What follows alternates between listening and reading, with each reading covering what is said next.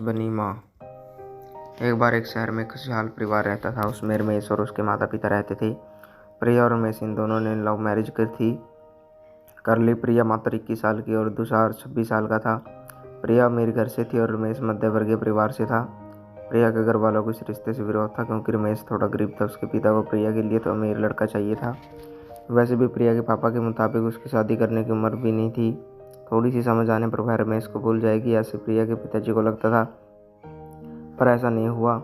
रमेश के माता पिता को इस शादी से कोई दिक्कत नहीं थी। प्रिया की पढ़ाई पूरी हो जाए और रमेश को भी अपने करियर पर अच्छे से ध्यान देना चाहिए, ऐसी उनकी इच्छा थी। बाद में वक्त आने पर वह प्रिया के पापा से बात करेंगे, ऐसा उन्होंने रमेश को बोला था। एक बार प्रिया और रमेश को बाहर घूमते हुए प्रिया के भाई ने उन्हें देख लिया।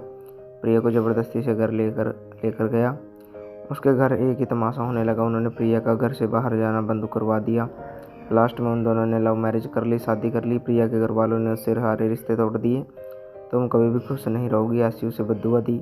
रमेश के घर वालों को उसका विरोध नहीं था, पर उन दोनों ने लिया हुआ निर्णय उसके माँ बाप को पसंद नहीं आया। हमें एक बार बताया तो होता, हम कोई ना कोई मदद कर सकते थे। हम प्रिया के घर वालों से इस बारे में बात करते, ऐसे रमेश को उन्होंने कहा। पर अब जो हुआ सो हुआ।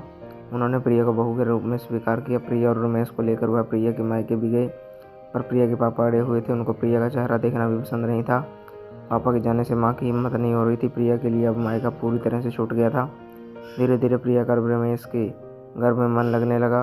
अब अपना जो कुछ भी है वह वहाँ पर ही है, यह उसे समझ आ गया। प्रिया बड़े लाड प्यार से बड़ी हुई थी। उसे कोई भी काम की आदत नहीं थी, उससे सब कुछ सीखना पड़ेगा। इसकी रमेश की माँ को यानी प्रिया की सास को पता था। सब कुछ अच्छा चल रहा था, पर नियति के मन में कुछ अलग ही चल रहा था। उनकी शादी को जैसे तैसे 2 साल हुआ था और एक एक्सीडेंट में रमेश दुनिया छोड़कर चला गया।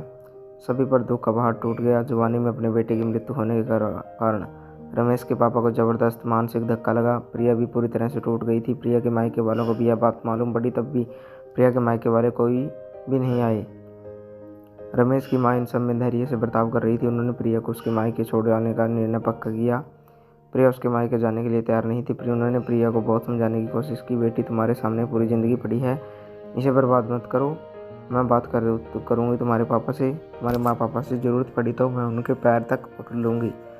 उसे समझा कर वह उसे उसके मायके लेकर गए, पर वहाँ भी उन्हें निराशा ही मिली। उसके मायके वालों का गुस्सा प्रिया पर से कम नहीं हुआ था। रमेश की माँ ने बहुत मनाने के बाद भी उनके प्रिया को माफ़ नहीं किया। उसके पापा ने कहा, आपको वह बोझ लग रही होगी तो उसे कुएं में धकेल दें। रमेश के माँ पापा प्रिया को वापस घर ले आए। प्रिया के वापस घर आने से घर के बाकी लोग थोड़े नाराज़ थे।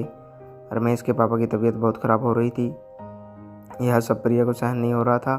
उसने ठान लिया कि यहाँ से दूर निकल जाना चाहिए। रात को जब सो जाने के बाद वह निकलने वाली थी, तभी उसकी सास जो जग रही थी। उन्होंने प्रिया को रोका। कहाँ जा रही है, ऐसा पूछा। माँ, मुझे जाने दीजिए, मेरी वजह से यह सब हुआ।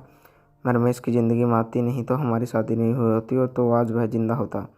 पापा की भी अवस्था होती नहीं। मुझे जाने दीजिए, मैं यहाँ नहीं रह सकती। अब यहाँ नहीं रहूँगी। सच में मेरे यहाँ आने से इस घर की सारी खुशियाँ चली गई है।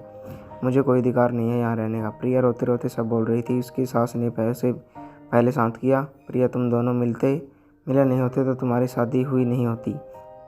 तो उस दिन उस ट्रक ड्राइवर ने नशे में गाड़ी नहीं चलाई होती, तो रास्ते पर लोगों ने रमेश को वक्त पर हॉस्पिटल में ले गए होते। तो बहुत तो है बेटा, और अब वक्त निकल गया है इन सब बातों का विचार करने का। रमेश तो मेरा बेटा था, मेरी एक क्या अवस्था हुई होगी इन सब में। एक बार तो विचार किया क्या तुमने? वह तो चला गया और तुम भी छोड़कर चली जाओगी मुझे। प्रिया, तुम मुझ पर बोझ थी, इसलिए मैं तुम्हारे मायके छोड़ने नहीं गई थी। तुम्हारे सामने पूरी ज़िंदगी है। इस किसी के चले जाने से हम जीना तो नहीं छोड़ सकते। यहाँ से ज़्यादा तुम वहाँ पर खुश रहोगी, क्योंकि यार रमेश की यादें तुम्हें हमेशा दुख देगी, ऐसे में सोचती थी। पर जाने दो, जो हुआ सो हुआ। अब तुम्हारी पढ़ाई पूरी करोगी, मैं हूँ तुम्हारे साथ, और इसकी चिंता करने के लिए मैं हूँ ना। सिर्फ तुम्हारा साथ चाहिए मुझे बेटा इस सब में। सास को बातें सुनकर प्रिया को रोना आया। उसने सास को गले लगाया। माँ, मैं कहीं नहीं जाऊँगी आपको छोड़कर। आप जैसा बोलेंगे वैसे ही मैं करूँगी। प्रिया की सास भी रोई। आज पहली बार उनका दुख फूट फूट कर बाहर आया था। आगे प्रिया ने मन लगाकर पढ़ाई की। बहू नहीं, वह उस घर की बेटी बनी। बहुत सारे ताने बुरी बातें सुने उसने हर एक राह पर। उसके सास उसके सास उसके साथ थी। वो दोनों एक दूसरे की ताकत बनी। प्रिया IAS अधिकारी बनी। अब उसे दोष देने वाले लोगों का मुंह बंद हो गया। अब सभी खुशी खुशी रहने लगी। तो दोस्तों कैसी लगी आपको ये कहानी, कमेंट करके जरूर बताएं। अगर आप हमारे चैनल पर नए हो तो चैनल को सब्सक्राइब करें, वीडियो को लाइक